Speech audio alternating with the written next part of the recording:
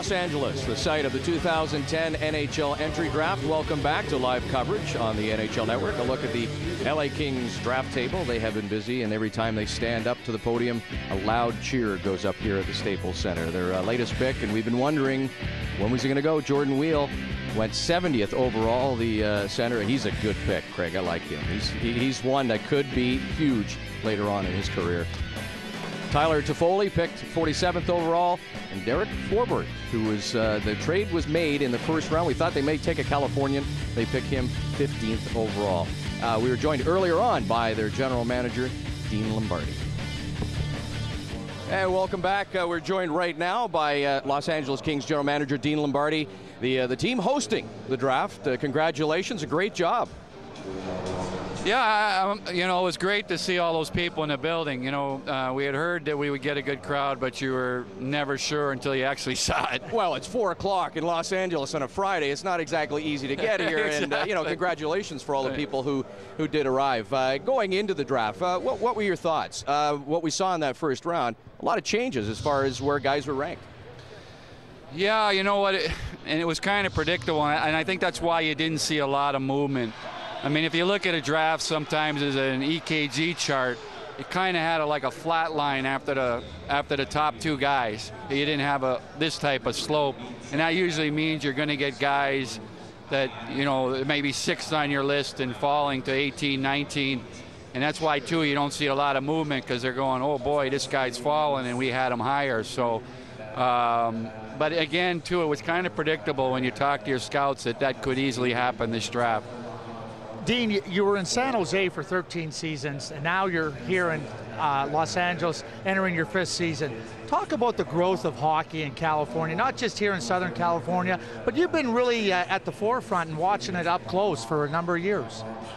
I wouldn't know if I was at the forefront. There was a guy who used to wear 99 that might take the forefront of that. But I mean, at the forefront of watching it. At the forefront yeah, no, I know what you mean. Up close view of it. You know, certainly San Jose at the time looked like a big risk when we went there, but actually it was a stroke of genius when you think going to what is a big market and being the only game in town, and then putting up a great building that had a great atmosphere.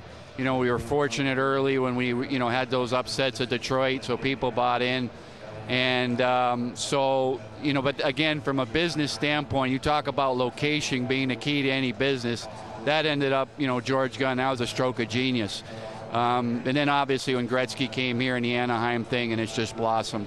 How important is it that there are kids out there in junior hockey programs that are called Junior Sharks, Junior Kings, Junior Ducks, and that attachment to NHL teams in their areas at the grassroots level? Yeah, I think, you know, there's, particularly when you're dealing with young kids, there's that symbolism and identity that, you know, and it's clear. I mean, you know, kids are always looking for people to look up to and emulate, and they're right in their backyard. They get to see them in person, they get to meet them, and then they can go out there and put on a jersey and make believe they're them. So I think it's a big part of it.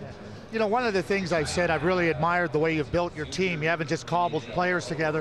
What are the next steps for your team here in LA after making the playoffs this season? Well, the one thing I would say is when I first got here, that you got to use the 3 tools to build a team: the draft, free agency, and trades. But to me, the first step is always the draft, because, you know, you've got to build your culture of identity from within. Then you can go to free agency and trades to fill into those spots. And, you know, I remember when I first came here and we were signing these free agents, and I told my owner, so this ain't the way to build a team, but okay, you can put some decent players on the ice, but in terms of really building something that's going to someday maybe beat Detroit, it still has to start at the grassroots. I think we're at the stage now where we are very serious about looking at the next step of trades or free agency to add to this young core that we've put together. Well, I can't believe the depth that you have at defense. Yeah. Certainly there's some youngsters still coming up through the system, the guys you have currently playing with the big team. I was surprised. Here you traded up here in Los Angeles. Craig and I figured, okay, here's the big moment. It's going to be a California kid.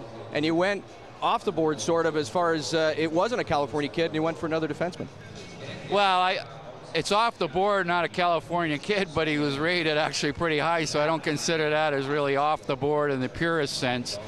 But, you know, it's nice when you can put 2 and 2 together, but even when you're building your team, you still, you know, particularly in the early stages, fans aren't really appreciative until they start seeing what you know, comes out. So it would have been nice if you know, our list had a California boy, but you just can't do that.